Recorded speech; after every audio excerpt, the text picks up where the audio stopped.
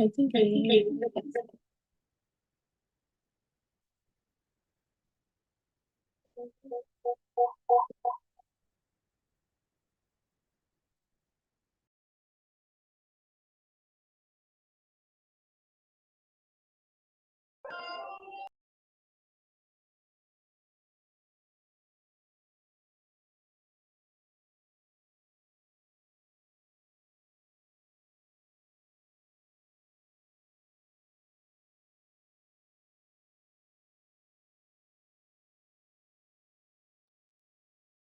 Pay attention.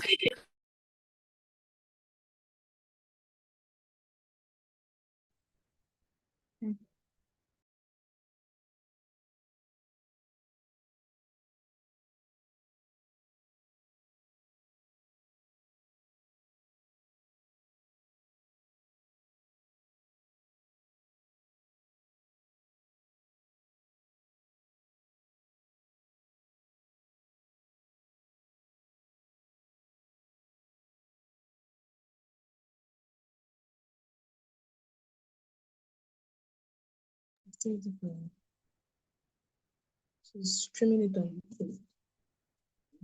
Yeah, no, she's streaming it. Chef.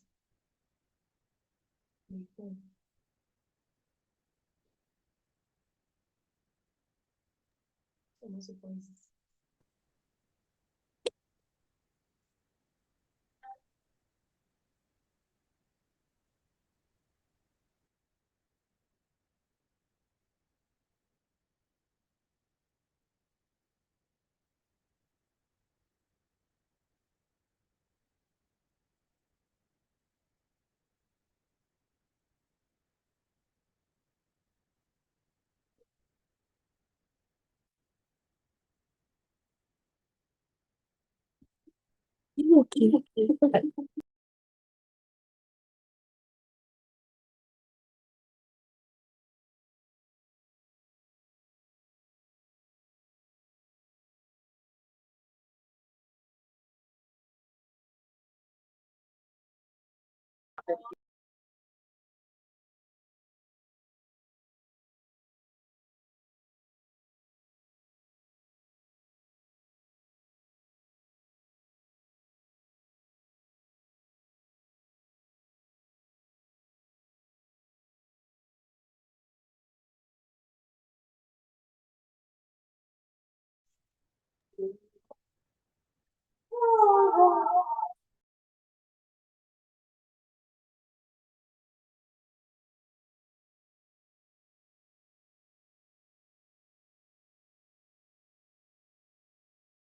Where to go? Similarly.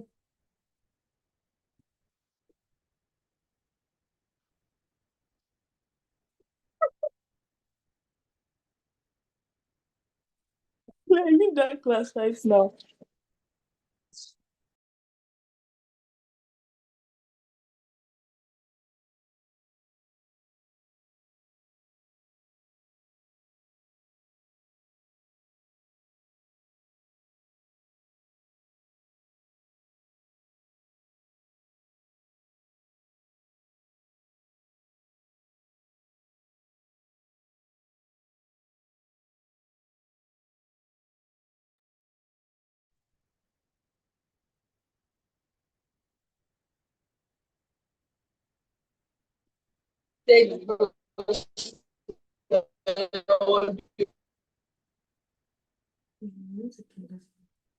Hmm? Similarly.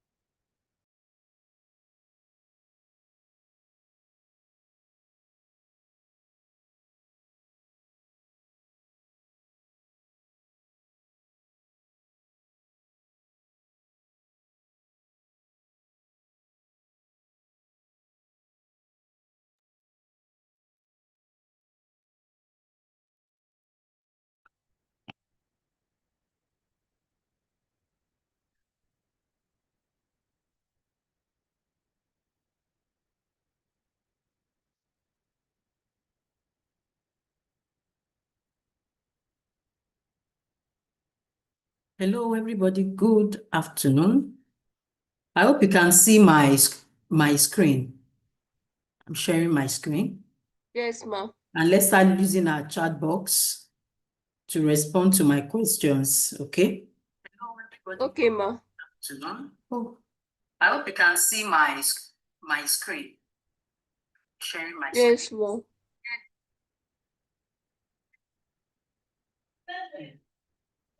That was from YouTube. Okay, so now we can start properly. So if you can remember what we've been doing so far, how are you people? How are you all today? How have you been since last week? I hope you started serious reading. Before you know it, exams will roll in, so start reading. And also, ensure to attend your classes. So for this class, of course, the Zoom class is full. We are to the maximum of 300. So I'm expecting to see more people. I'm expecting to see more with the for the YouTube. And remember that I had told you before about my impromptu test. So the reason is that in life doesn't tell you that, oh, tomorrow some people will come to your office and there's going to be a problem with contract and all. Life doesn't tell you that. In life, we things just happen and you have to just face them and ensure you resolve whatever that happens. And that's why I'm thinking, or I wouldn't say that we are going to be going through the impromptu test thing. Ensure that you are in class at all times, okay? So that whoever that's been attending before will now see themselves among those that haven't been attending before. Ensure that you're attendant. And the way I'm going to be doing it is just going to be a short test. And so it may be at any time, it may be today, it may be at the middle of the class or later in the class. I could just make it up and send a link and you start working on it. All right, it's going to be a short test. Okay, so, and if you remember before now, our class has been basically on trying to familiarize you with the concept of contract. Okay, so when we're talking about with the concept of business law, when we are talking about business law, cancel that. You should start from up here. Are you writing it this way? Why are they not on the line? I should meet you. All right. With the concept of business law, and we introduced you into what law is. We also told you about the functions of law. I think at some point we're supposed to, let me see, we're supposed to do a few things regarding, hold on, please. Cancel everything. Where's the space here? So cancel everything and do it all over again. These ones are not, you see, there's no space here. And remember the way I told you, look at your T. Where should your T start from?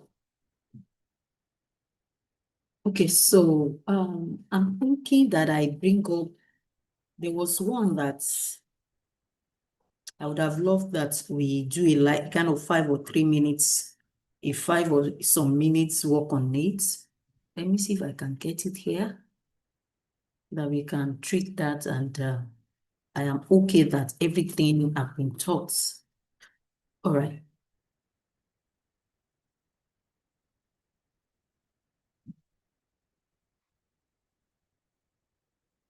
Okay. All right.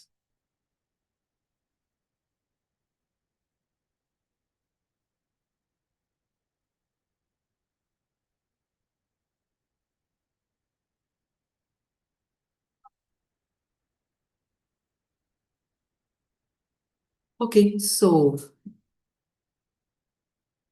now go and do your work now. Take the other one. Put this one aside. Take the other one. Which other one are you doing?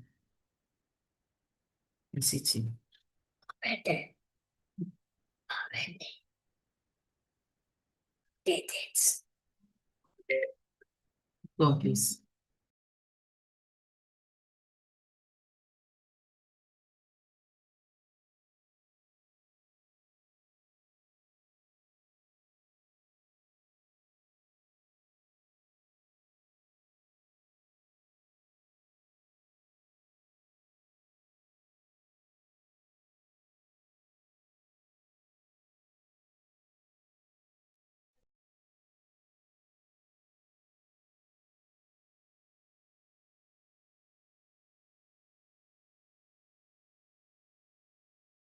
Honestly.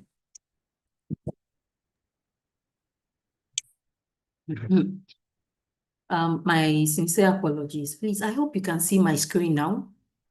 Can you see that I have a new topic? The initial topic we had treated. Please, I like that you talk to me with the chat. I like to hear from you from the chat box. Okay, all right. Okay, so the reason why evening classes are like this is because we have okay. So okay. Remember when we treated our introductory aspects? There's something that I would have loved that I also tried that okay, someone, Ayomiku, yes. Ayomiku, you can type whatever you want to say, or let's hear from you. Unmute yourself, Ayomiku. Hope all is well. Okay, I want to assume she doesn't have any problem, or he doesn't. Okay, so I like that oh, okay, Ayomiku said it was a mistake. So I like that we talk about law and morality, okay? So I need you to write something in the chat box in the next 30 seconds. Ensure you are not going to any app or Google to go and do this search. All right? So do you think there is a relationship between law and morality? Do you think that there's a relationship between law and morality? Okay, someone said yes. Someone said no, beautiful, I'm loving all this. Okay, so I'm going to let's two people raise up their hands, and let's the first two that raise their hands, I'm going to give them like 1 minute to give their response. One that is saying no and one that is saying yes. Okay, ensure that if Omitayo is talking now, you should be talking, you should be saying, I don't want you to align with her. I would have loved that you are either opposing, not in the strict sense of it now. Okay, so go ahead, Omitayo, let's hear from you. Okay, thank you, Ma. Good evening, everyone. Mm. I would be opposing that law and morality are together because They are related. There's a relationship. I'm not saying together. That is their relationship between law and morality, okay? oh, there isn't. Okay, there Okay. isn't What are because your reasons? Why did I you th say that? okay, in cases where there is an opposing party to a case, there are two sides of a case. So in the case where the person is actually guilty, but because of how good the lawyer is or how much loopholes the lawyer finds, he gets out of having justice being served to the other party. That in itself seems very immoral because you did it and there is proof that you did it. But because the lawyer is good enough to find loopholes to avoid you getting jail time, I think is very immoral. Thank you. Okay.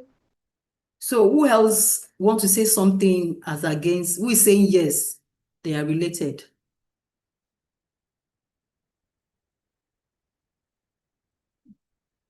Okay. Rotimi had said something, but let's hear from Camila as well. Rotimi said that morality is doing the right thing that is of acceptance to the society, law and rules and regulations. Okay. Let's just hear from Camila, then we can go ahead. Yeah, Camila, let's hear from you. Good afternoon, ma. Good afternoon. So I would say law and morality go together because majority of the laws that govern us today are based off morals, things that are wrong morally, like assault, murder, theft. Law was built off of them. Okay, thank you very much. And for those that are raising up their hands, sorry, so that we can end up this class on time. Okay, so thank you to those that contributed. I can see something in the chat box. Yes, there is a relationship between law and morality, but they differ. They are related, but not the same. One influences the other. So I want to be sure that if you are giving me a response, that your response is not from Google, that you are not reading from somewhere. If you are reading from somewhere, you are cheating yourself. Okay? So be careful not to cheat yourself. So there is something, what we call morality is the sense of right and wrong, one. Number two, morality has a lot to do with our background, where we come from, our personality, and our beliefs. That is how moral, when you're talking about morals, that's how it comes up. It comes up from our beliefs, from our belief system. All right. A person that worship in the church or in the mosque regularly, their belief will be quite different from a person who doesn't attend those places. They have different types of beliefs. And so if you put all of these people together and put them in the House of Assembly, in the National Assembly, rather, you have the two houses, you will see that whatever law they are going to make is one way or the other influenced by their belief. Is influenced by their belief. It's not, even amongst you as students, when one of you have done something wrong, and you start, and it is made open that please let's discuss over this, let's have a discussion over this. Let's talk about it. And let's see what should be our decision. You'll be getting different opinions from people. In fact, there are some people that they give their opinion, you in your mind, you already have this thought that, is this person okay at all? Whereas it's not as if they are not okay. It's just that their belief system is that how they were trained, what they believe to be right and wrong. But a lot of times, when you have lawmakers, a few, or will I say at least 50% of the times, you always notice that the laws will be in the right morals. And so, morals and law cannot be differentiated. As against what our earlier speaker had said, that when you look at morality, what happens in courts, it may not be a good thing that that person has done, but because of some mistakes of the maybe of the police officer here and there, did not do good investigation, and so the court decide. No, that's not what I'm talking about, and that's not what we are talking about. What we are talking about is to know the basis on which laws are made. You know, when we started talking about this law, especially when I talked about the received English law, I started by using the Bible. I said, if you can remember, and that's because I know about the Bible, I'm sure when a Muslim comes out, they will always have somewhere, someplace in the Quran where they can talk about the fact that they also have senior clergies who were deciding and who were trying to resolve issues, just like we have in times of Moses. All right. And so if you look at the English, even if you look at the English law, it all started from there. And remember, till now, we still even make use of judges. And that's why a lot of times some people are kicking against the fact that we ought to have a new constitution for ourselves, because our constitution is like a takeaway from the English law, a takeaway from the British Constitution. They gave us their constitution, and they left it with us. Except for a few amendments here and there, we still make use of their constitution. And a few of the times some people are kicked against it, saying that we are using the constitution of people that think differently than we do in our part of the world. And so that's where you see where people, even they may not expressly say it, that that it doesn't reflect our morality. But if they are arguing for the fact that we need to have our laws that is created by our own people, having all the religion represented, I'm sure in the House now, in the National Assembly, we not only have Christian and Muslims, we have traditionalists amongst them. And so, if all of them would come together and make law for us, it's going to be identical to our personality, to us as a people. And that is why we cannot talk about law without talking about morality. Because even as parents, even as a people, you are among the student union, if they call you as maybe you are among those that make the laws, there is no way that your belief doesn't reflect in what you say. And that a lot of times they will say that what people say is exactly who they are, or not totally what they say, but their actions, what they do.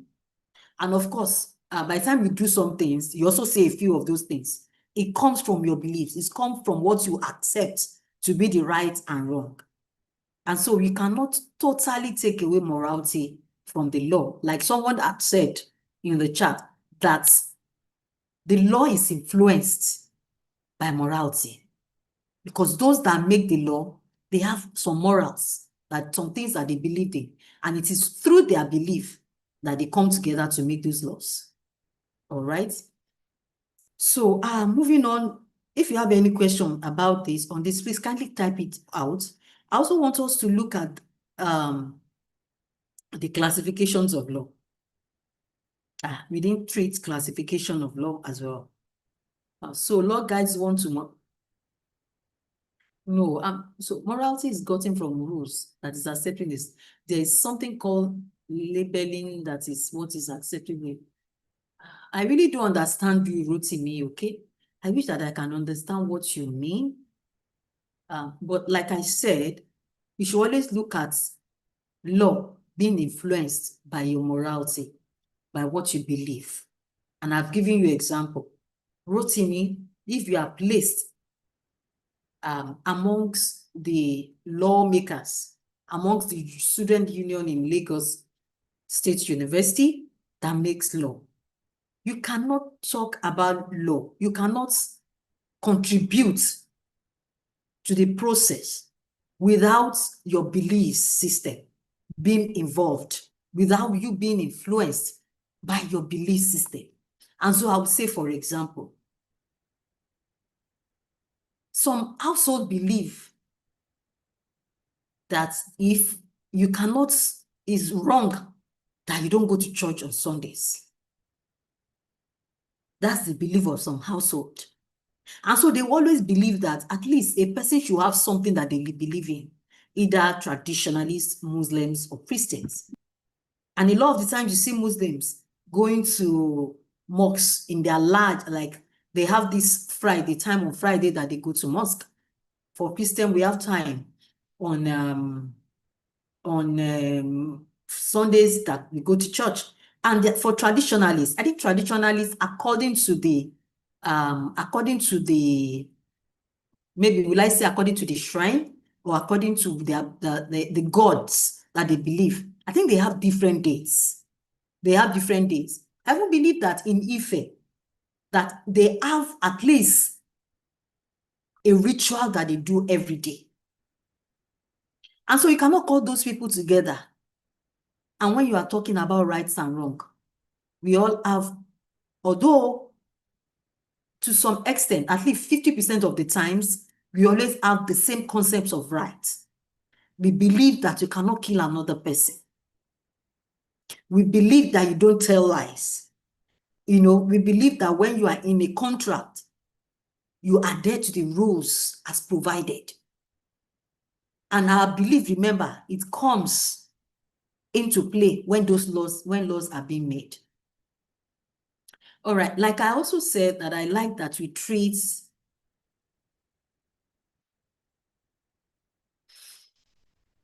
so can we say morality is when an individual feels something is right, just and fair? Yes, that is morality. Morality is what you know to be right and wrong. All right. And so there's no how for you that you know you have a concept of what is right and wrong, and it's not being influenced in your daily activities. All right.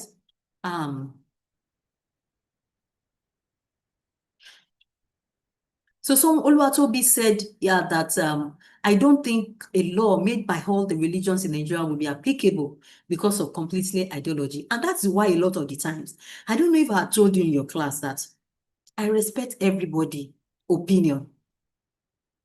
You know what? Before laws, it started by bill. Before bills are being made into law, it has to go through different phases. And that's why there's a form of election or a form of voting. They vote. So it now belongs, it now it now has a lot to do with those that the majority will then carry the vote. And remember, even if the majority eventually carries the vote, it will still go under vetting in the presidency. And so us coming together to make our laws is better, because you will see each person's religion reflecting in our laws. And let me tell you the truth, whether we like it or not, we are all human. And so there's a way our humanity reflects in our laws as well. Even if at times we make mistakes, it doesn't, and that's why a lot of time people will tell you that you should be able to distinguish or differentiate a person from their mistakes. A lot of the times we are good. And that's why these laws, they pass through a lot of voting here and there.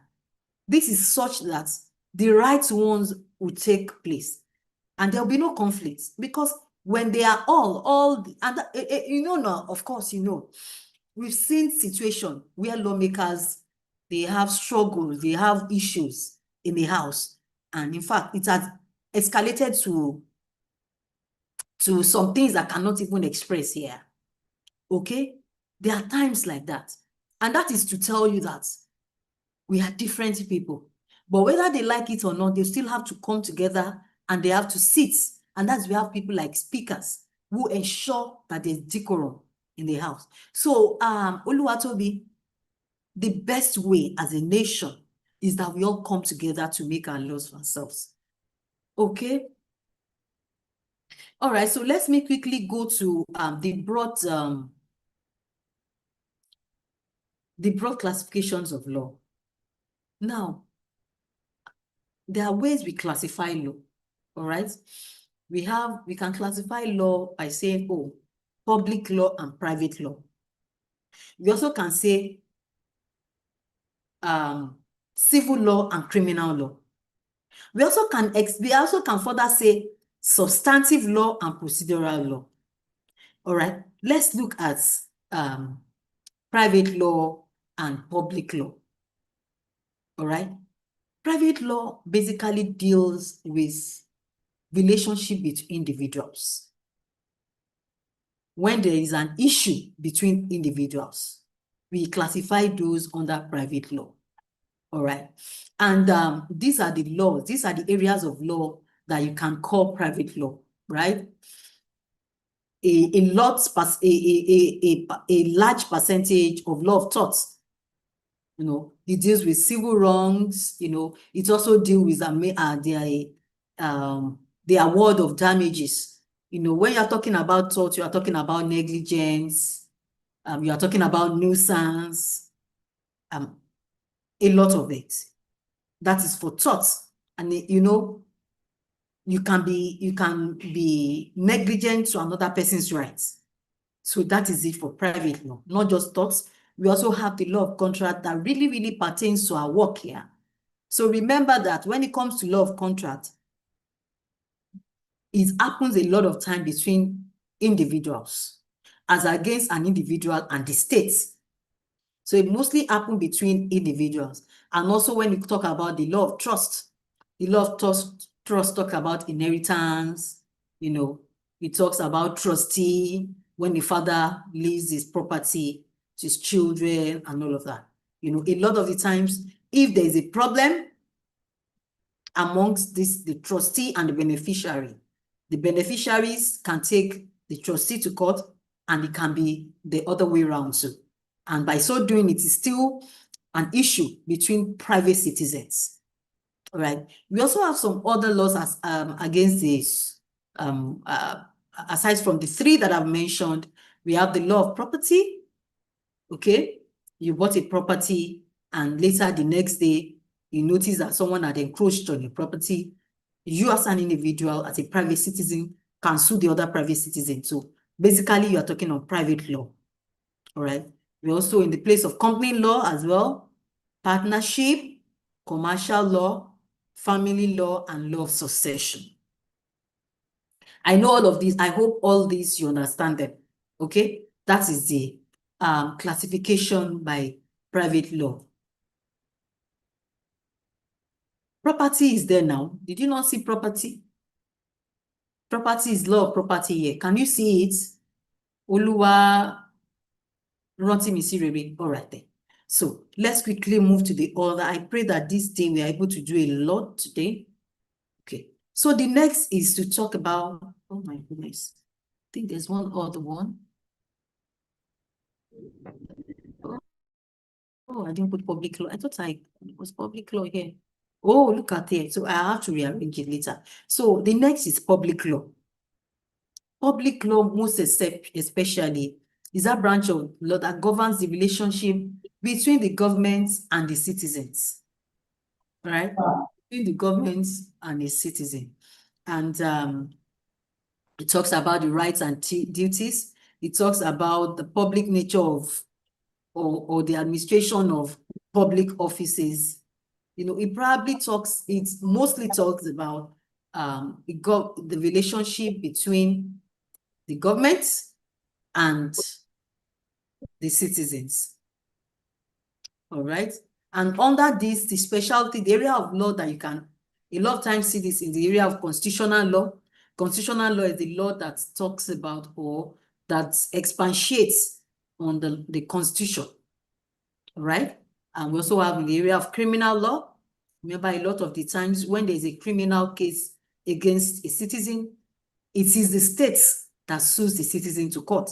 So in that case, you can say it deals with citizens and the government. Also in administrative law, the law that deals with government agencies. All right, talks about the functions of the agencies of government and everything that pertains to that. Also, the law of revenue, that's taxation, is also a lot of the time between the states and the states and private citizens, because a lot of the time it is the states that sues private citizens that hasn't paid their tax to court, or it could be the other way around. A citizen can also sue the state to court. Basically, maybe they were overcharged or something. All right. Also in the electoral law and the law of local government, all this has to do with the states and the citizens. So that is one classification: public law and private law. Do you understand this? So I mentioned another classification.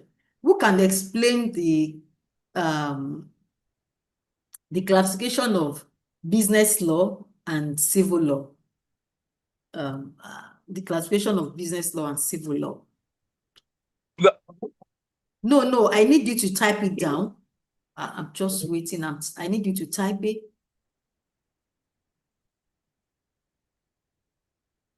Okay, so I'm not seeing anything yet. Thinking that those that are on YouTube, I'm not seeing you saying, please, I need you to type it down. All right. Okay, so business law I think business law has to do with, no, I mean criminal law and civil law. Okay, business law has to do with civil law. Okay. That's governed. Yes. Okay. So let's just go there so I don't take much of your time. So criminal law, like I've already explained before, criminal law is that area of the law that deals with crimes generally, while civil law is that area of law that deals with it deals with properties, how people conduct themselves in the environment, how eventually, if there is a breach, it talks about contracts, it talks basically about civil proceedings. And a lot of the times it doesn't have to do with the government and the state. A lot of the time between, it doesn't have to do with, it's not, a lot of times it has to do with private citizens. All right, Divine said criminal law and law punishable, while civil law, okay. I want to believe she's saying that criminal law a lot of the time is attached with punishment. Remember, it's not all the times that is punishment.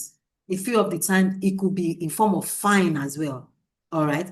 And in the area of civil law, it deals with damages, injunctions. All right. Those are the remedies that you can get. So if as a citizen, you sold something to another person and the person has not honored their end of the bargain, you can sue them to court. And by so doing, you can ensure that you get remedies. All right. Okay. Yeah. Civil law assaults. Okay. Remember assaults. You have to be careful with the assault you mentioned. Though. Assault is not civil law. You slap somebody, you beat somebody. It's an assault. Oh, that's a battery and all of that. Okay, so, okay. All right. So I want us to just end this at this so that I won't take too much of time on this. So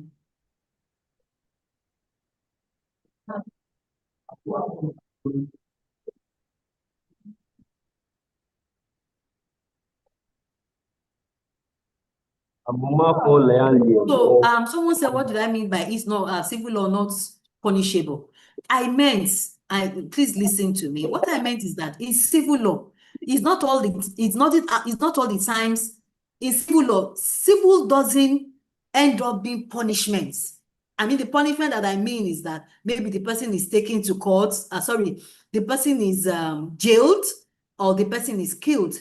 Civil law ends up with damages. That is, it's damages in your mind, you may see it as punishment. But I'm saying it's just you trying, when you have done something wrong. Like you're expected to honor your own part of a bargain, and you haven't done it. The court will make you honor your end of the bargain. That is for civil law. But in criminal law, if you have done something the court will go ahead to bring punishments.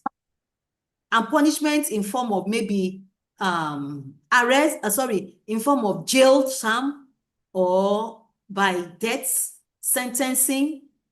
All right, although there are a few criminal cases that ends up with fines, especially in cases of the simple one. So Said Rafiat, I hope you didn't just copy this and put this here. All right. Oh, let's quickly go to, can you see what I'm sharing presently? Can you see what I'm sharing? Am I sharing something presently? Okay, so you could see business law, right? Okay, let's quickly go to contracts. All right. When it comes to the law of contracts, who can define what contract? I think, have we defined it in this class? Who can define what law of contract is for me? What is contract? Law of contract. Yes, please. Let's go ahead. Contract is defined as an agreement which the law will enforce or recognize. Beautiful. So I think we have done something on it in this class. So that we don't take much of your time, let's quickly go to. Oh, hold on. Sorry, have we started contract at all? Have I started contract with you before? Okay. All right. I just want to be sure. Okay, thank you. So like you have been saying in the chat box, the law of contract, it deals with, or let's just say what contract is. Contract is an agreement between two or more people with the intention of that agreement legal to be, that the parties intends that the agreement be legally binding on them both. Remember, a lot of times you can have agreements that is not necessarily legally binding. And so I think the last time that we spoke about contract, I think I mentioned the fact that there are times, maybe before you left for school, your parents sat you down and promised that if you leave school with a first class, we are going to ensure that we buy you a house. All right? Does it mean that if they don't buy the house for you, you can sue them to court? I asked this, I need a response. Does it mean that if they don't buy, you cannot sue them to court?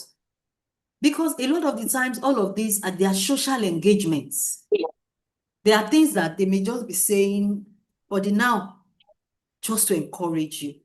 And even if they said it, and by the time you left school, they don't have enough to pay or to use in buying it, you cannot sue them to buy it, okay?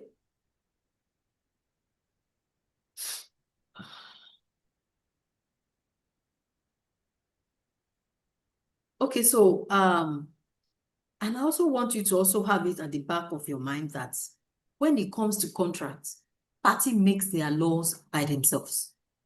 It is the parties that sit together and say that, oh, these are the things that we are going to do. Let's assume that it has to do with maybe buying a phone. There's a friend in your class who wants to sell his phone, and you want to buy the phone. You can you can have an agreement between yourself and tell you that, oh, I'm going to be making this payment instrumentally. I'll be giving you for the next 6 months, I'll be paying to this certain amount of money. And the other person can say, oh, while you are using the phone, if you default in 2 instrumental payments, I would collect the phone from you. That is you making your laws. That is you telling yourself, these are the things we are going to do. These are the things we are not going to do. And so what it means in essence is that party makes the law for themselves when it comes to the law of contract. By the time you now make your law, it will now be left to the judge, to the courts, to interpret that thing if there is a time that the both party have any issue. If at the end of it, there was a problem, maybe one party did not honor their part of the bargain, the only way the state can come in is to interpret what you have stated there and to ensure that the right things are done. If one person defaults, the court will ensure that that person honors their part of the bargain and gives judgment so as the other party to honor their own part of the bargain. So it is not the law, it is not the states that makes the law for you when it comes to law of contract. It is the parties that makes the law for them. But what happened through the states is where there comes a problem, where there comes a rift between the parties. The court comes to interpret the law and also try to resolve where they need to be damages, where they need to be injunction in the form of saying, oh, stop what you are doing, so that there will be, the damages will not be more than it was before. Please, at this point, are we communicating? All right. So, someone said, can the law enforce punishment if there was a breach? What kind of punishment do you mean?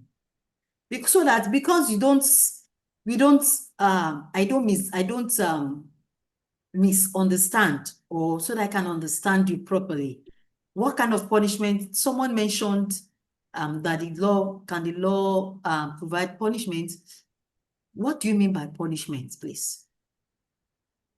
What sort of punishment? Okay, so at my hand, what I think I believe by punishment is that maybe they jail them, or when it comes to law of contracts, jail is not involved. All right? It's only when there is a touch of criminality, illegality in that contract, then the courts can move to criminal aspect of it and render punishments like jail term, death, and all of that. But when it's basically contract, and like we have explained earlier, and that's why I had to go back to explain the blood classification. Remember, we classified some part of the law to be under civil law. And under civil law is where we have contract. When it comes to the law of contract, there's nothing like jail term. It can only involve jail term if in that contract there is a touch of criminality, there is illegality. Then the court can bring about the punishment like imprisonment or jail term and all. Okay, let's quickly go to paying for damages. Oh, law of contract, yes. Yes, Abigail. Law of contract is under civil law. Can contract, someone said something and I'm trying to read it. Oh. So if a person then defaults, please, Abosede said, so let's say the person refuses to return the phone after the default of 2 months, the person will, no. Remember, like I said, there is no criminality here. He has only defaulted in giving the person the phone. So what the law can do, because it's under civil law, what will then happen there is that the court will ensure that he gives the phone to him and as well pay damages for the 2 months that he hadn't paid or for withholding someone else's phone.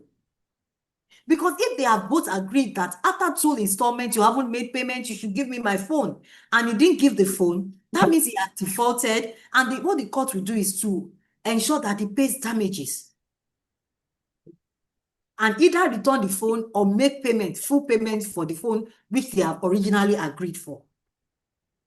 Please, I don't want you to confuse contract to criminality. I only mentioned that there are times that in a contract there will be a form of criminality in it when it has to do with illegality. All right?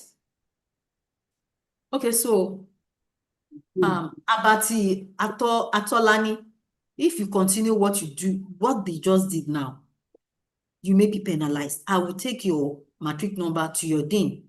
Because this means you have not been in our class, writing your matric number. Please, let's be properly guided, okay? Okay, I want us to quickly ensure that we go to classification of contracts so that we're able to do a lot of things today.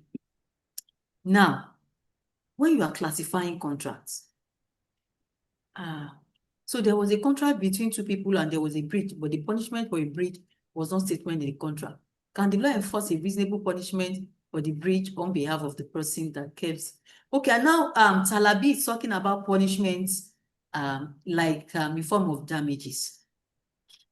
Okay, if that's the way you want to see it, but in law, a lot of the time, you see punishments being done, okay, under civil law.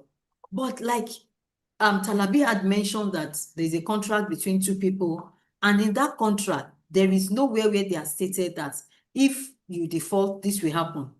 Yes, it is now in the power of the court to now look at the default. Then they will give the appropriate damages or injunction or order as the case may be. All right? So we call it remedies, not punishments. So remedies can be in form of damages, in form of injunction, and a lot more, which is not punishment. It could be injunction, it could be damages.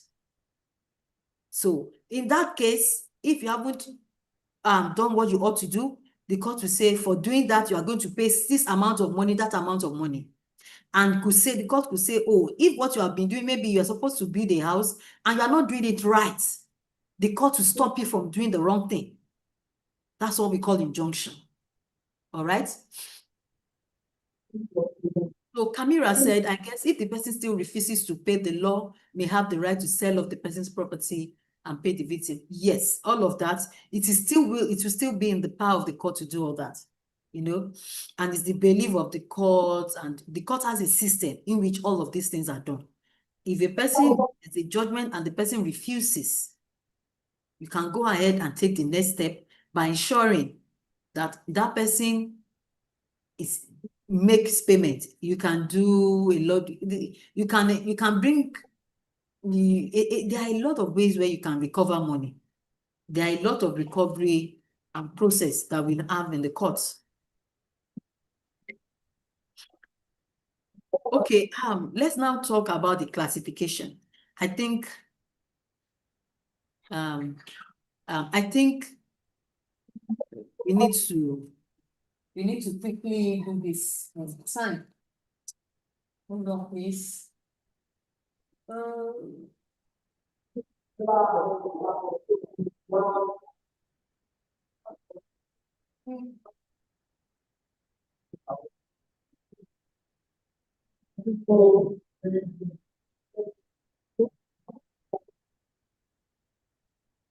Okay, Sorry. So let's talk about formal and informal contracts. When you talk about formal contracts, this is a contract a lot of the times that need to be, especially to be under seal. Okay? That's, for example, the contract that is necessary that it should be written down. And for example, when we are talking about contract, in most cases, it is contract that has to do with landed property. Any contract that has to do with landed property under the law, it is a must that it is written down, it is sealed, it is signed by the parties. So that classification means that if parties do not write it down, it will not take the force of law as its way. Although the other party can recover what they have spent, but they may not be able to recover the property because the normal thing which ought to have been done hasn't been done.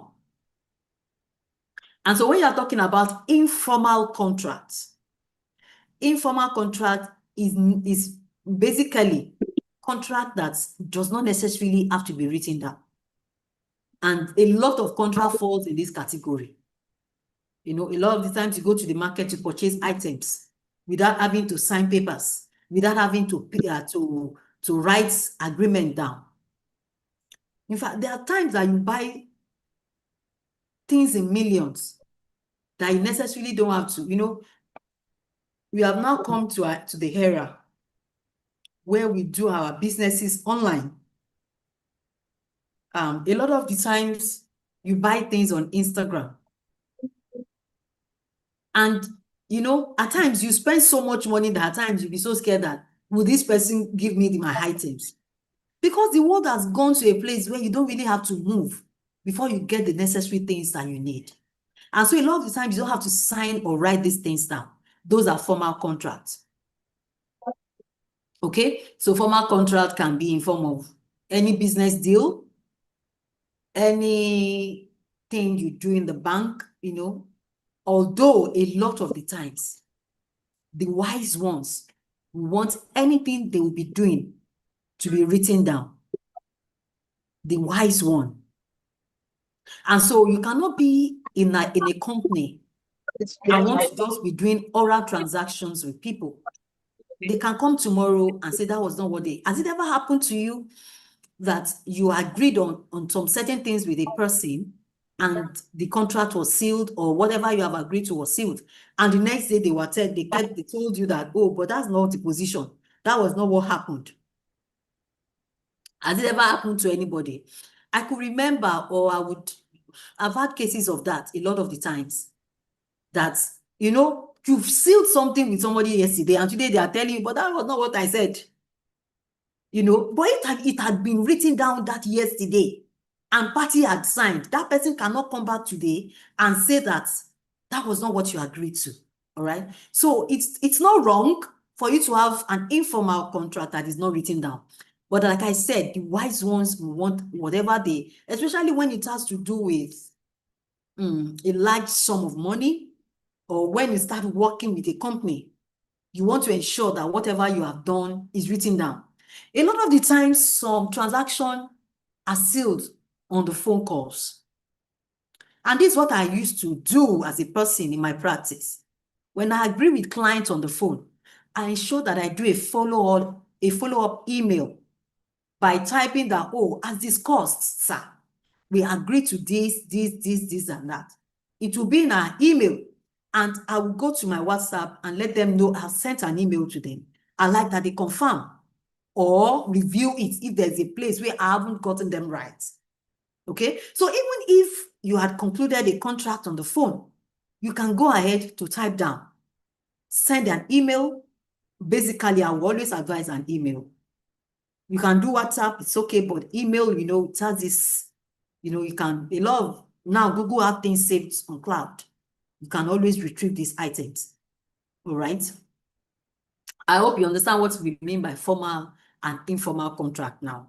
And I hope you can remember that I have mentioned that when it comes to landed property, it must be written, signed, sealed Before they used to say delivered, but nowadays, because we are doing a lot of things online, you don't really have to go and deliver it to them. You can always send, parties can always do it online. So by doing it online, it probably would have been taken to have been delivered.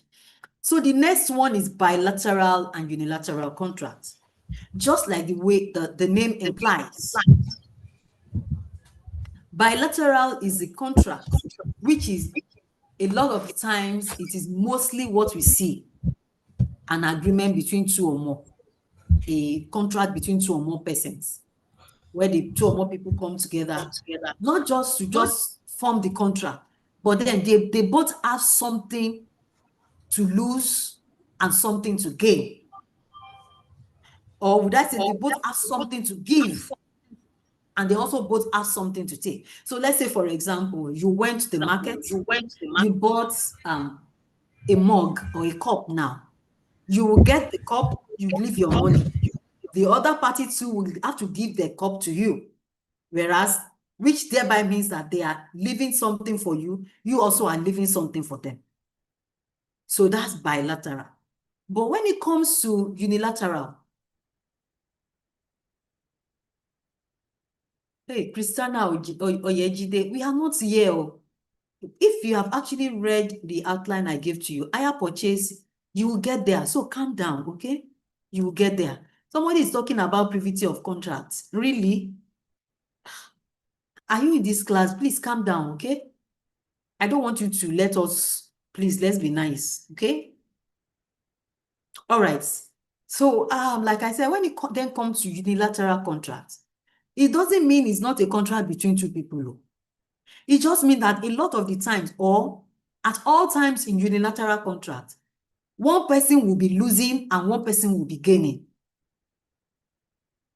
It's always one person promising the other, and the other person does not really have to promise. Or would I say, one person promising the other, and the other person will not promise or give anything in return. And so let's say, for example, in the place when it comes to the deed of gifts, somebody just saw you and they like you so much, and they feel, oh, this man, this woman is actually doing, I'm thinking of, for example, when you're talking about scholarships. When it comes to scholarships, it falls under unilateral contracts. They are giving you money to further your education, but it's not as if you are giving them anything in return. The only thing you probably will be doing is ensuring that you do what you are expected to do, which is a condition. In a lot of the times, in fact, you probably, when it comes to unilateral contract, you probably may not have to even fulfill some conditions. All right, like your parents or your grandparents leaving a property for you, and before they left, they died or something, they had ensured that they drafted a deed of gifts. In that case, your parents or your grandparents or your great-grandparents are leaving what belongs to them to you, and you don't really have to do anything in return. That is a unilateral contract. Okay? So someone said I should come back on bilateral. Bilateral contract has to do with a situation where parties in a contract, and it is mostly the case in all the contracts that we enter into, that both parties have something to lose and something to gain. Or would I say something to give? So if somebody wants to, you are working with a company, you give them your services, and they give you your salary. And so it is when you go out there to go and buy items. When you buy those items, you pay and they give you the items. But when it comes to unilateral, a lot of the times, the conditions, there are no conditions attached to it. And even if there are conditions attached to it, you really don't have to fulfill those conditions. It's not a must.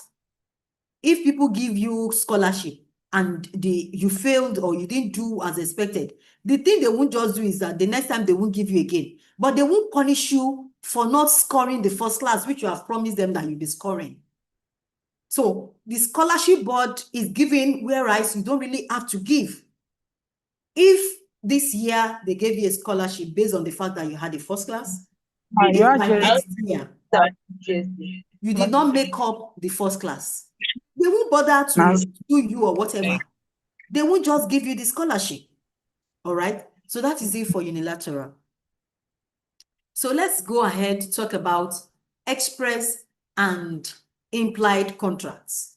So when I think I want to say I think that you will know this, but then it's good that I just ensure that I do some explanation of it. When you're talking about express contract, it's basically a contract that you entered into, the parties entered into it expressly. Which I mean by you writing it down, stating the terms and condition, you know, ensuring that you tell the other party what it entails, ensuring that you tell the other party what the contract entails or what you expect from the contract. Saying it expressly, saying it out or writing it out. That is express contract. Where, thank you, Obinoba, where the terms are expressly stated, where they are clearly stated. Oh, this is what I want. But remember, that doesn't mean that we cannot have some contracts that are not expressly stated. I mean, implied contracts that are entered into by conduct. Who can give me an example of a contract that is implied, that you can enter into impliedly? Yes, you can say that implied contracts are easily manipulated, but I want you to tell me, working for someone, is that an, no, that's, who can give me an example of an implied contract? Buyer and seller, agent and principal, no. Good job, Sarah said entering a bus. Do you know that if you can enter, but I think I had explained this in your class already. Do you know that you can take a commercial vehicle from the point where you enter the vehicle to when you will be dropping or to when you would alight from the bus? You may not say anything. You don't really have to say anything. That is implied. You went to Moremi car park. You boarded one of these Baba's vehicles. You sat down. Baba picked you and took you down to the gate. While Baba is going, Baba is saying, where's your money? You just sent your money down to Baba. And Baba got to the bus stop, Baba dropped you. This is the conduct, and this is the implied terms. What we mean by implied there is that you already know in your mind how much it costs. Now, we also know by implication, wherever they park, we know those that park very close to the express, they are going to gates. And those that park towards, what's the name of this hall? It's not Jaja. Anyway, those that park close to this Marere, you know they are going to second gates. Impliedly, the place where they are parked, I told you where these vehicles are going to. Number one. Number two, you entering the one going to second gate, impliedly, you are telling the driver, by which is a term of contract, that I'm going to second gate. And that I already know the amount of money you are going to take from me, which is 200 naira. So if Baba did not take you to second gate, but took you to ULWS, I mean that primary school, you have the right to sue Baba. Because by implication, where they have parked had indicated where they are going to. Kamira, no, I can't. This one will not probably, is not an implied contract, no. The one I've mentioned now, I would have loved that you give me another one. No, that's not an implied contract. That is basically a person who had intention of doing something wrong. Okay? Awolola said being an exam hall. I don't want to go too deep going there. And hey, somebody said dining at a restaurant, you know. I don't want to go deep because I would have loved to have a case law to back it up. But I want you to please imply contract as a sort of system. No, there's no system. Yeah, you could say it has a system. If, yeah, a lot of the times, this is the position, but it's not at all times that this is the way these things are done. So let's say, for example,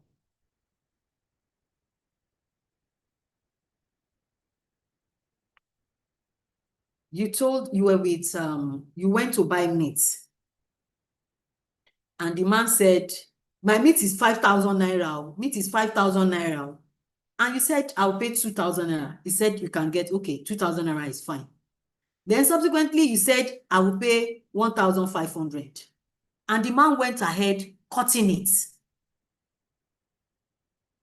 Impliedly, even without the man saying, I agree for 1,500. Him cutting it means that he has agreed to the price. Impliedly, by conduct, he has told you 1,500, I'll take 1,500 from you. Okay? I hope that also explains it a little bit. All right. So I want us, okay. So I want us to also quickly move to, so someone said, can we imply contract is similar to, can we say express and implied contract are similar to, no, they are not. They are not. Remember, informal contract, you can expressly say all the things that you want. No, I don't want you to classify it like that. Just take this classification simply so that you can absorb it and understand it. All right?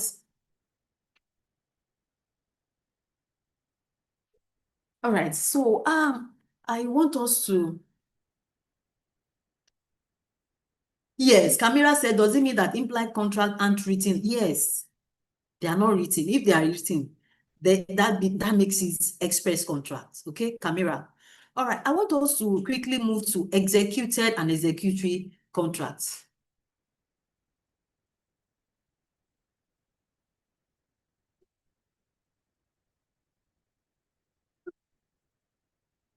Ibrahim, better go and look for lights. Ensure you get light. But if you want to type on, we just started not quite long ago.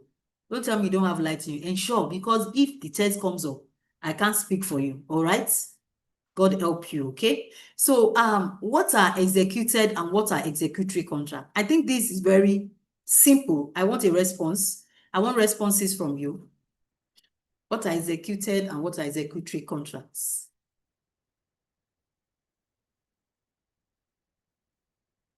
Executed done. Executory. Oh, excuse me, please. I have a ticket.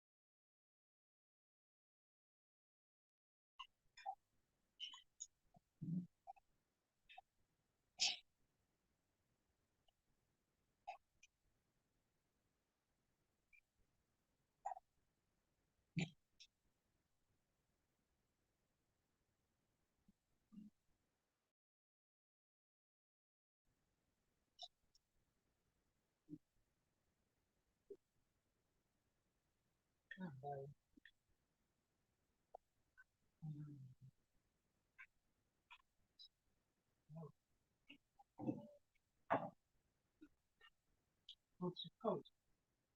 don't need that. You don't need that thing. Big up.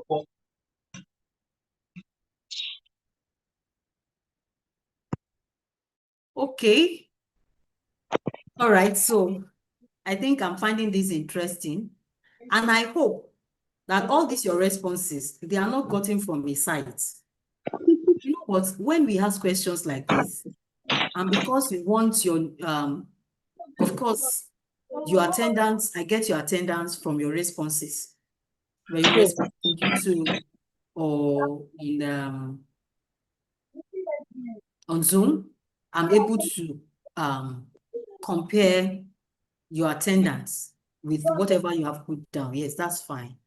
But I also want you to not cheat yourself by going to a site to copy the answers and putting them here. Okay? Because so far, I've been finding it. Can you hear me? Some people said they can't hear me. Am I audible? Okay, so I want you to ensure that you are doing all this all by yourself. So like you have actually been written, which I quite agree with, that executed contracts, they are agreements or binding agreements that parties had done their parts of the bargain. They have honored their own part of the bargain. Oh, you went to the supermarket, you picked a phone, and you paid your money, you left the place.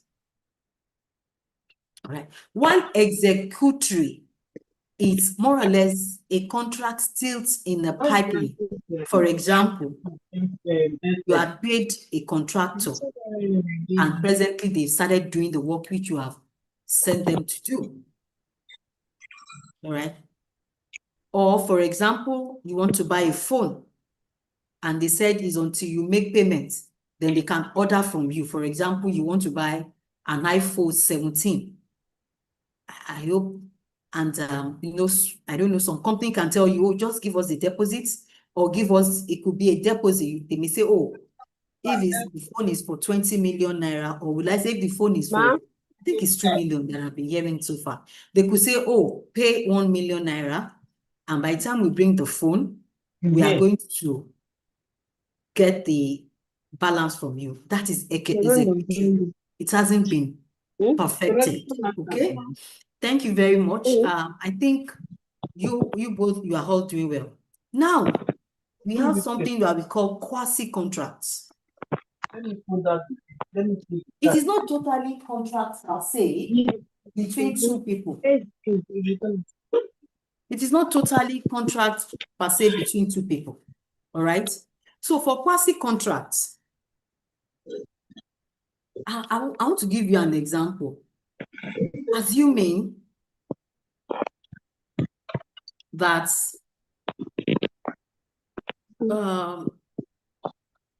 someone repairs something in your house. You said they should repair, they should paint the wall for you. And they actually painted the wall. You paid them to paint the wall, or would I say a plumbing work? You paid them to do a plumbing work. But while doing the plumbing work, they noticed that there was something else that needed to be done, right? In order to make their work, or in order for the work to be perfectly done. So without your permission, let's assume while doing it, they could not reach you. They went ahead to do that thing. Under quasi-contract, it is a quasi-contract, they are provided under operation of the law, which means that the law assumes, or the law expects that when somebody does something for you, that you pay. Even if the agreement was not that Mr. Plumber, do this part. But while he was doing that, they couldn't reach you. They had gone ahead to repair that other part, which you never discussed.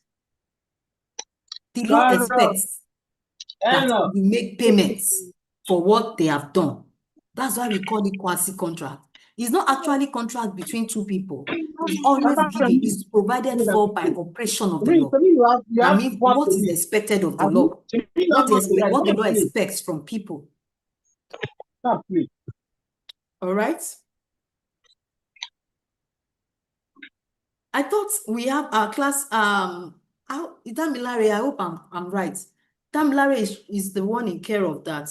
Is Damilare not helping us with these people interrupting our class? Bring Do you understand what I mean? What's my explanation on quasi-contract now? Okay, So I'm trying to. Okay, all right. Let me come again on quasi-contract. What we mean by contracts, by quasi-contract, divine, okay. What we mean by quasi-contract is that, this one. you know, the normal contracts where the parties agrees, or Just do that one. for example, maybe we did not agree with this person. Okay, hold on, please. Damilare is trying to reach me. Let's talk to him.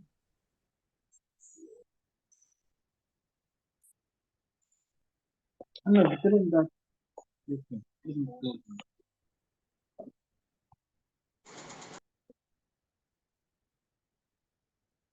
Send that now. All that paper.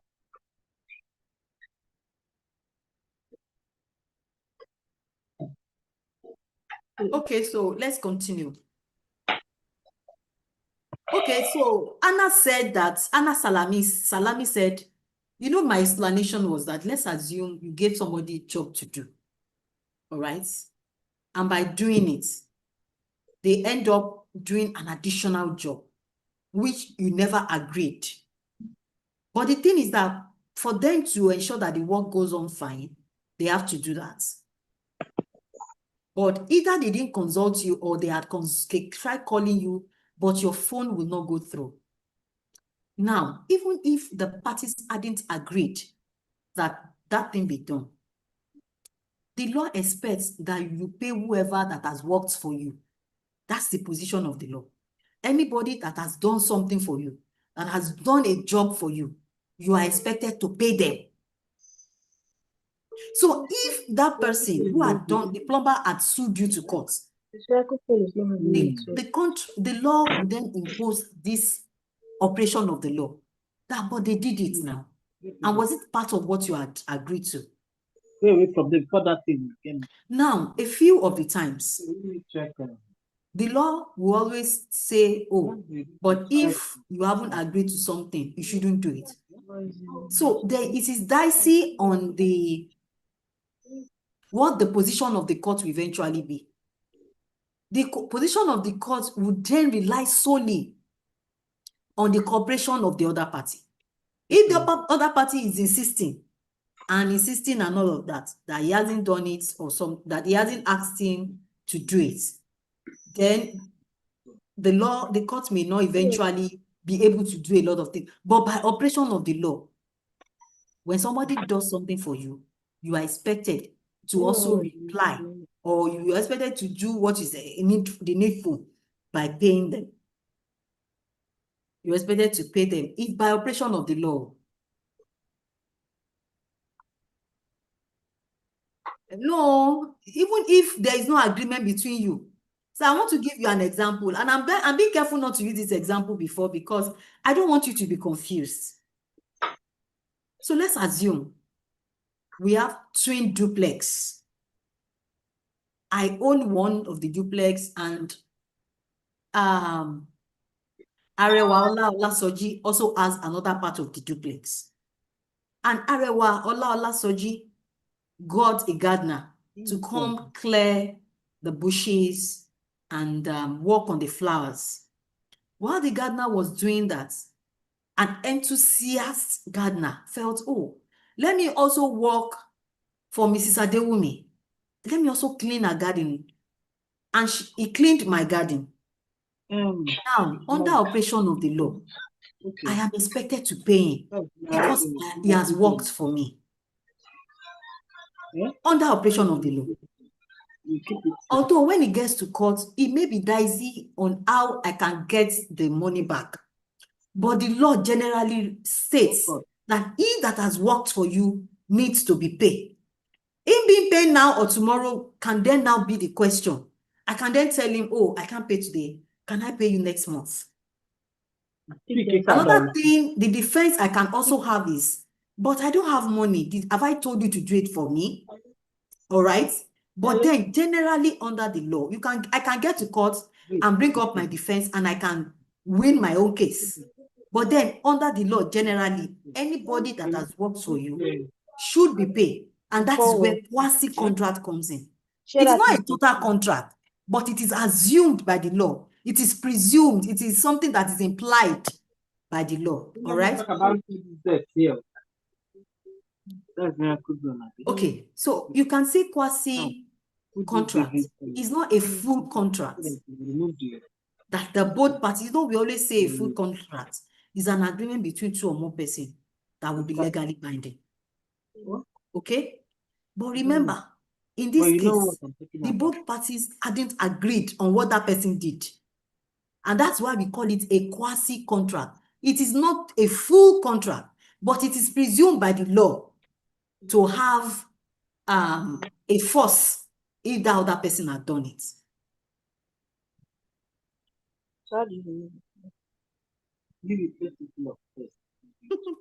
So someone said those that watches car screen on the express and in the traffic, like I said, 1, 2, 3. that when they are doing it, you should tell them, do not do it. I don't want you to do it.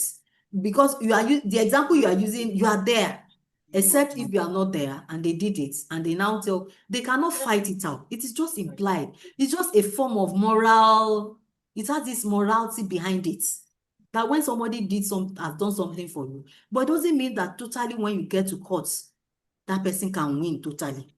But the court will always want to assume that when someone does something for you, you are obliged to pay for what they have done.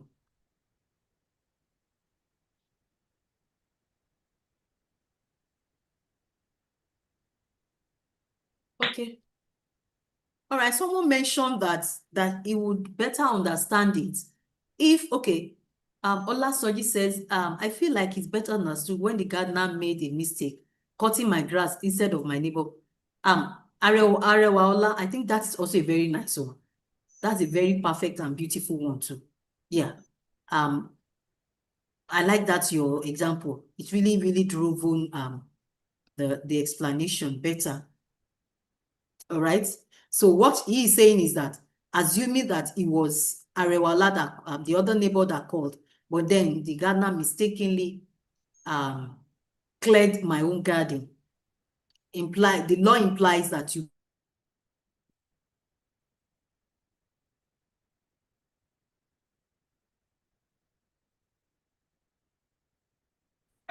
a neighbor's electricity bill thinking it's yours. Yes, all things like that. Thank you. I think I love that example too. That's a beautiful one too. All right. All right. All right. So let's quickly move to valid, void, voidable, and all of that. Okay. So when we are talking about valid contracts is a contract that in the face of it and in the totality of it, it complies with what a contract should be. It has all the elements of contracts. Okay? All the things that a contract should have is embedded in it. Okay? So that's for valid.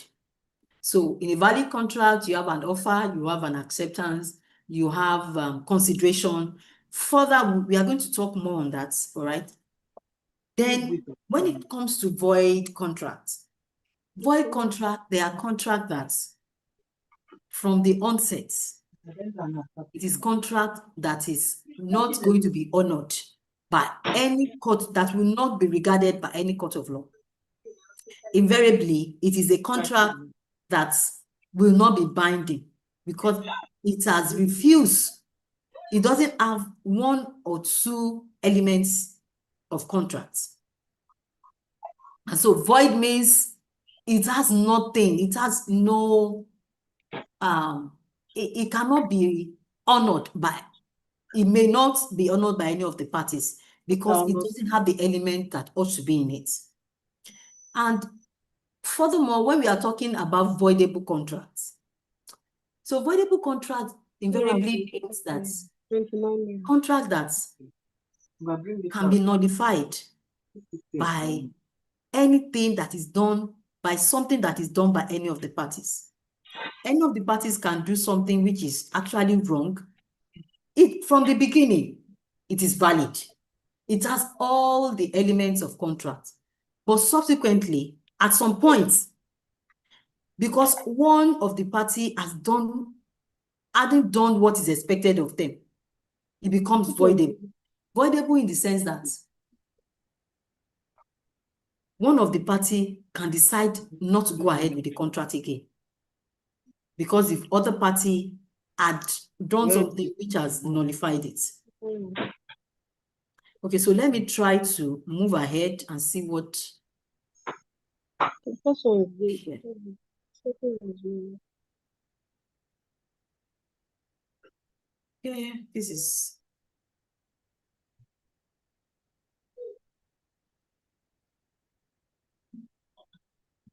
Okay.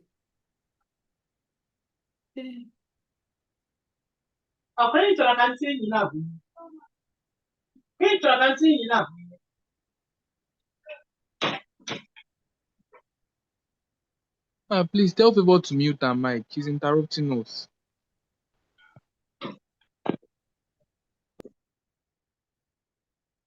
Okay.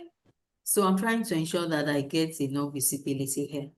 So, like I've said, a valid contract contains all the elements of contracts, okay? And is free from any legal defect. Or maybe there's any one kind of deformity, and so it can be enforceable. Okay. Someone said, can we say voidable is like marriage? No, please don't go too far. All right.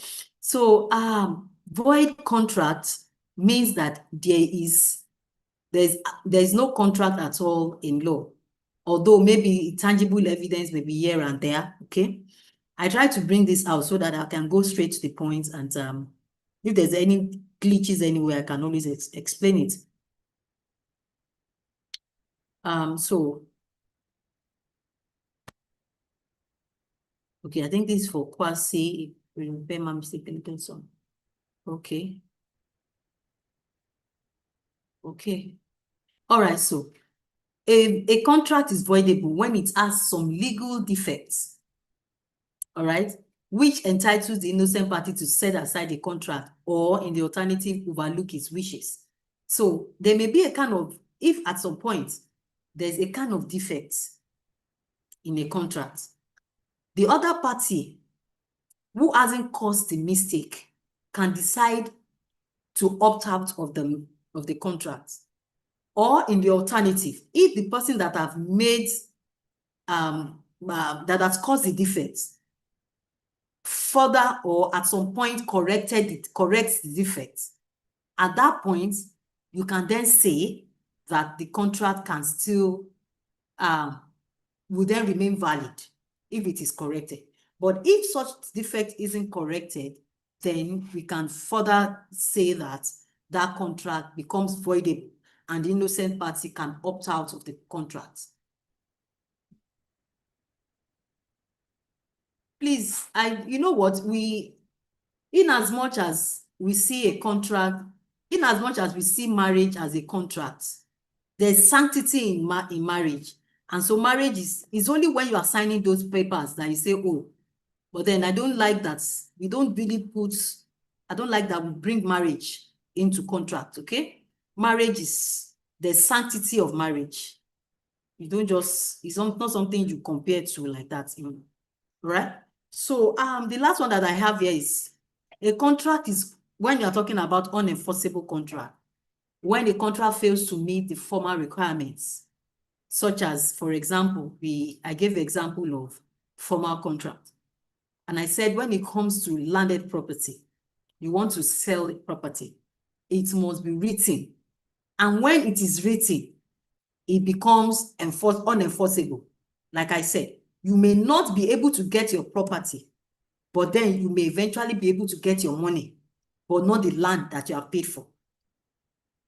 Okay? All right. Okay, so you have to be careful. Someone said the contract signed under duress or threats. That is not voidable contract. That is an illegal contract. Okay? It is void from the beginning. So that's why you have to be very calm to listen to me. Okay? Don't be too forward though, so you can get this whole gist. All right? When it comes to duress and threats, it is wrong to enter into a contract under duress. That is a void contract, ab initio, from the onset. All right? Okay, somebody said, yeah, like I said, the difference between void and unenforceable contract is that in void contract, all right, it has a form of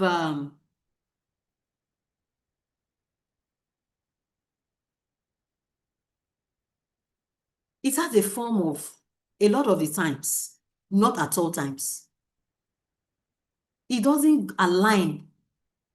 For example, it has a form of illegality in it. A lot of the times. Remember, I'm not saying at all times. And so when a classmate of yours, I'm trying to answer questions too. So if I didn't mention your name, please try to understand I'm trying to answer your question as well. So, for example, like a classmate said, a contract that is made under duress is unenforceable. That's when you say it is unenforceable. That one, it is a void contract. The classification should be under void contract. Unenforceable contract, it doesn't mean that that contract is a bad contract. It doesn't mean that it's illegal. It doesn't mean that it is void. It only means that you cannot enforce it. Okay? And so that's why I was talking about formal contract and informal contract. So if a formal contract says do this, if in landed property, they say if you must buy a landed property, you have to do some certain things. You have to write it down, and you don't write it down. It doesn't mean there was no offer. It doesn't mean there was no acceptance, and it doesn't mean there was no consideration. It just means that it didn't follow the procedure, and so that is what makes it unenforceable. I hope you understand me. Please, okay? I'm doing my best to ensure that I do the explanation.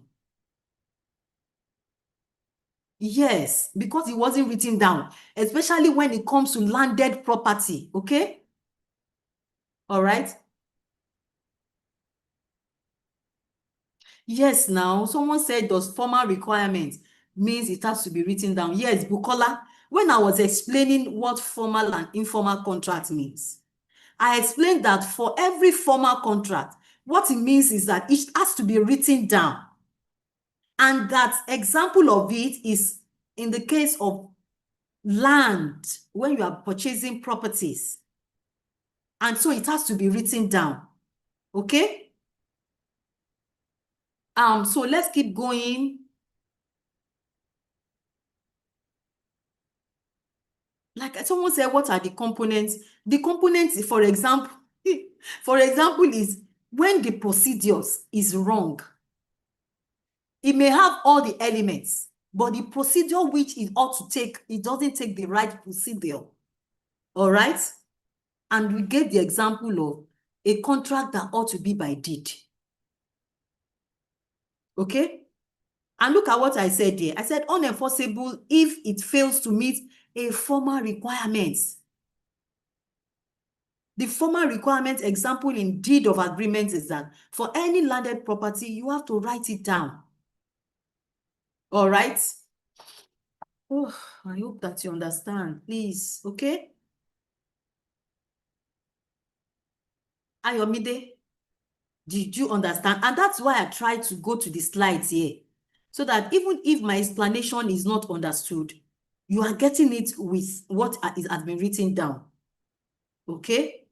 I was trying to avoid that before now, because a lot of the time, some people just not only listen, they just read and they assume that they understand. So I want us to quickly move on to, we haven't done anything at all. Okay.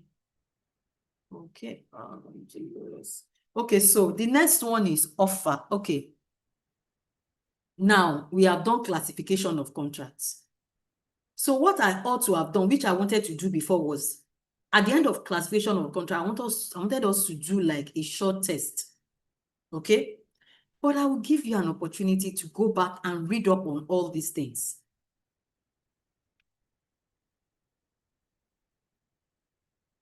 Who among you has gone ahead to read what I said you should go and read from the library? Has anyone gone to the library to read?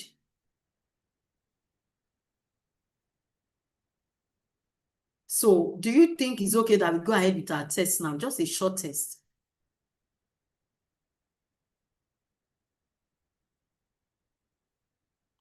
I think we should just have it, because what we have done is I took too much of time to explain these things. And what I'm seeing here is no ma, no ma. It means that you guys are not even okay. Okay. Opportunity to go and read. Some people are saying yes. Can you imagine? I'm still saying yes here. Okay. Let's do this. I would have used my remaining time to do like a test for you. But let's just see what we can do next week. But in the next, I'm going to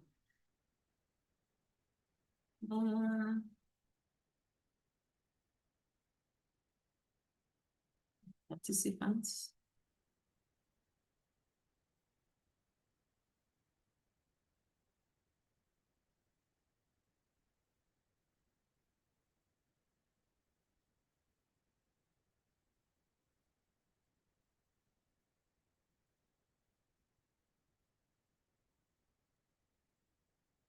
So those that are on Zoom, let me see what we can do with you two.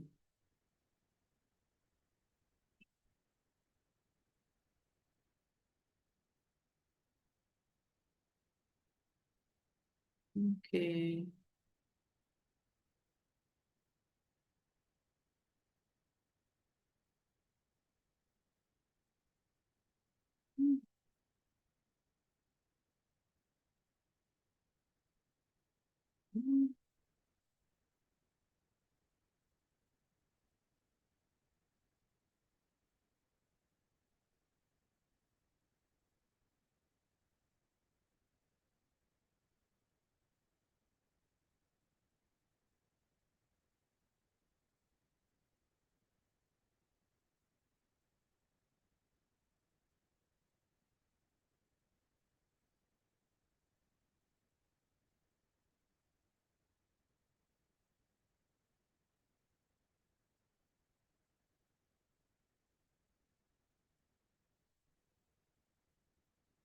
Oh, fine for a way to.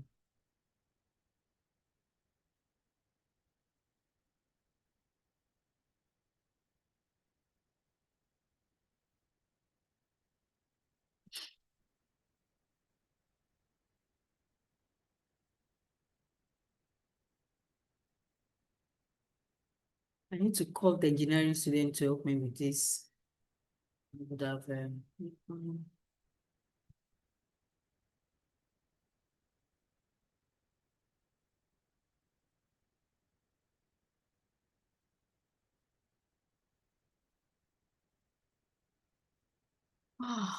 okay. Let me see what I can do here. Oh my God. Right.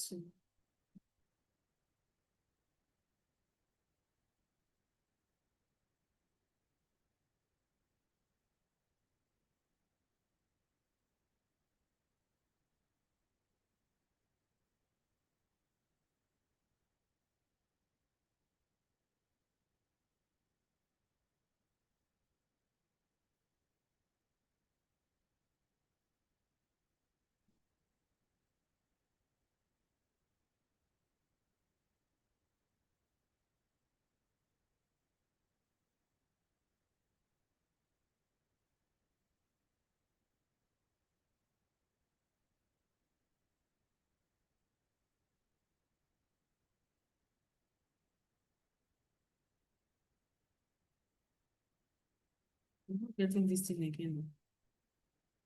What is that?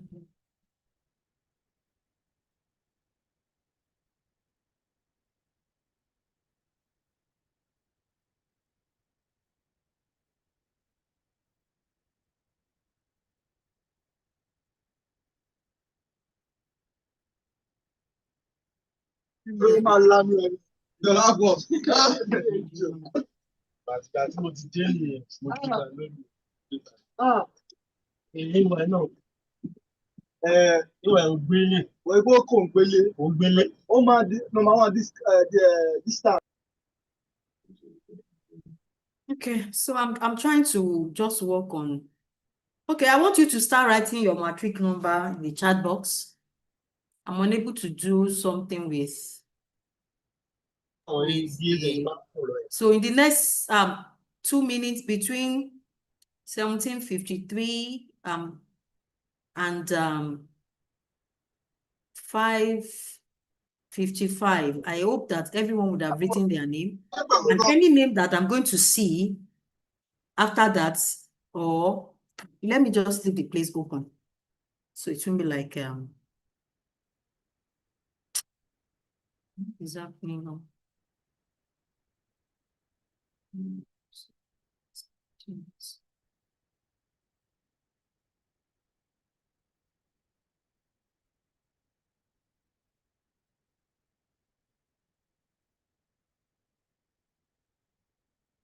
Ah.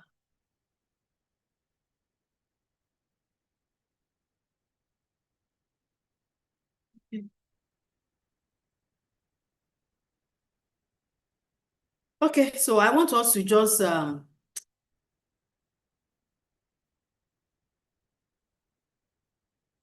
you still see what I'm sharing on my screen?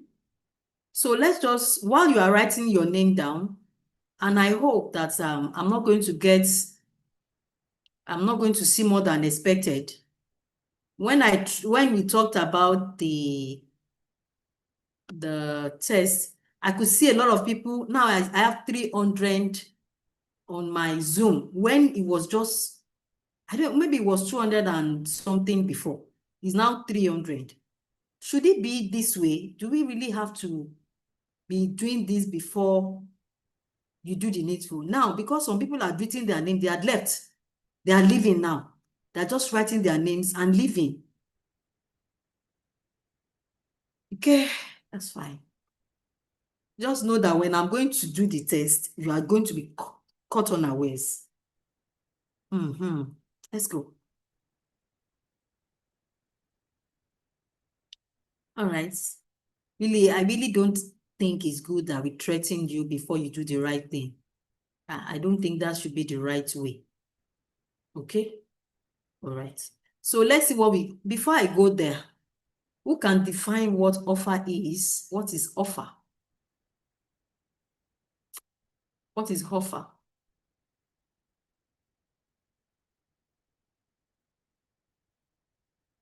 Am I getting things in the chat box already? Okay.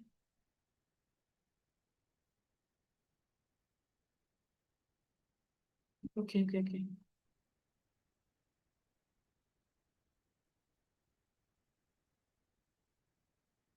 Okay, someone said offer is a definite promise made by one party to another with the intention that is binding on him once accepted. Where did you get this? Are you sure you did take my definition? Okay. The proposal, all right, from one party to the spells out terms, okay, potential agreement. Okay. So an offer. Thank you. Let it keep coming in. Keep rolling it in so that I'll know you are here with me. So when you are an offer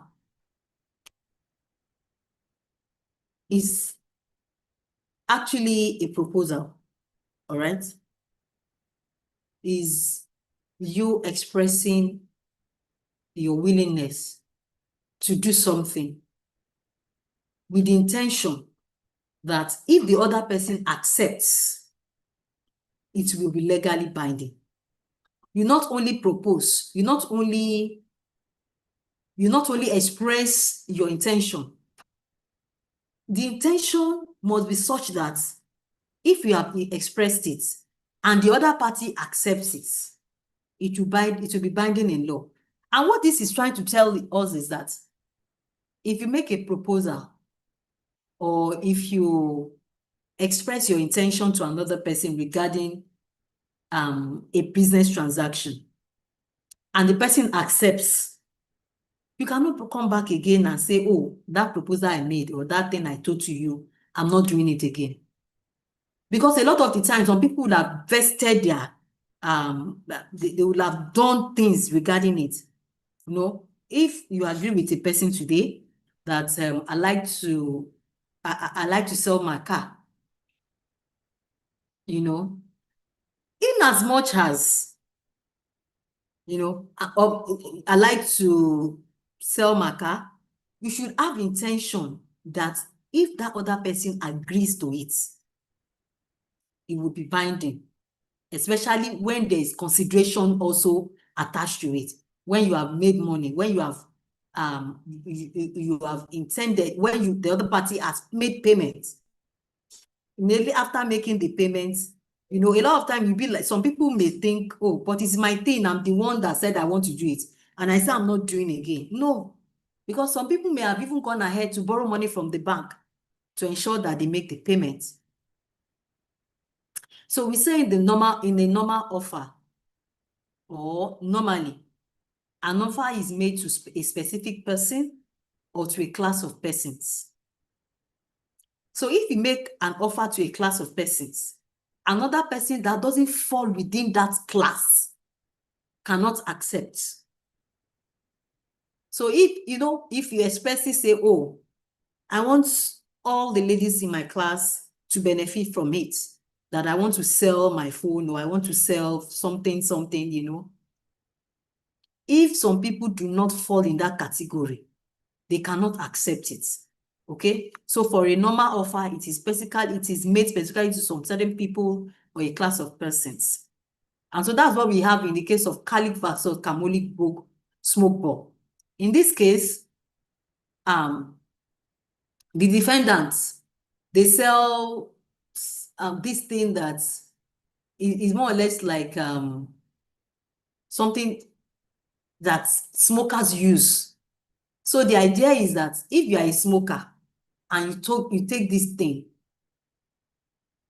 we assure you, if you drink this, if you take this, our product, we assure you that you are not going to have this sickness.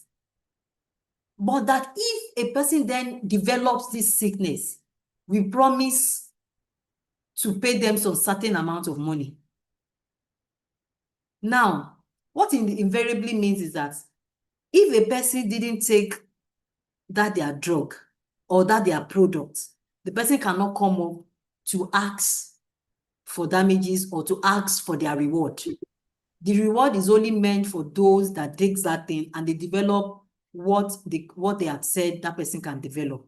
That if you have a heart condition, we assure you that we are going to make payment, we are going to reward you, and so on and so forth. So a person that doesn't fall in that class cannot come up to ask for the reward.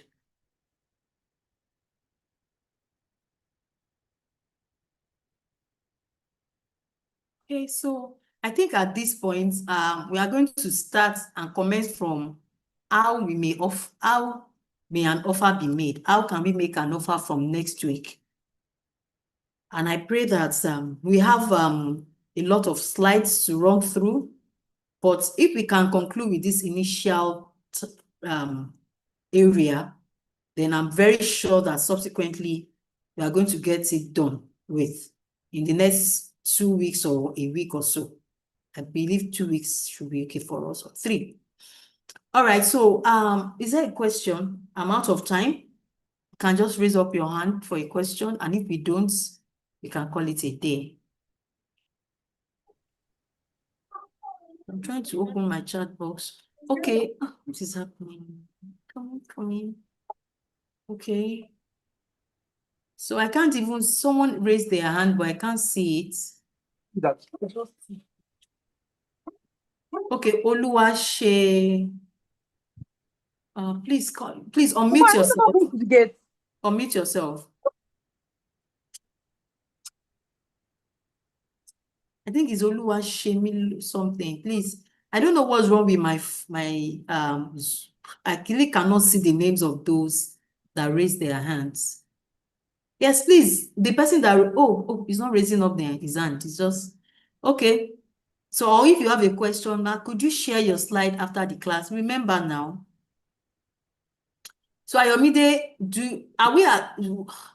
because I know that as it is now, you have not been given you don't have accommodation. So how can a physical class be feasible between 4 and 6? Okay. So if we are going to have a physical class, will it be okay for us to set such? Okay, so Oh, all right. And the only problem that I could just look at this place now. Some people have left it's okay, this pass. The only issue that I may have is that we don't have a lot of people attend the class. And when you attend the class, it helps you understand what we are doing here. So enjoy your week. Bye.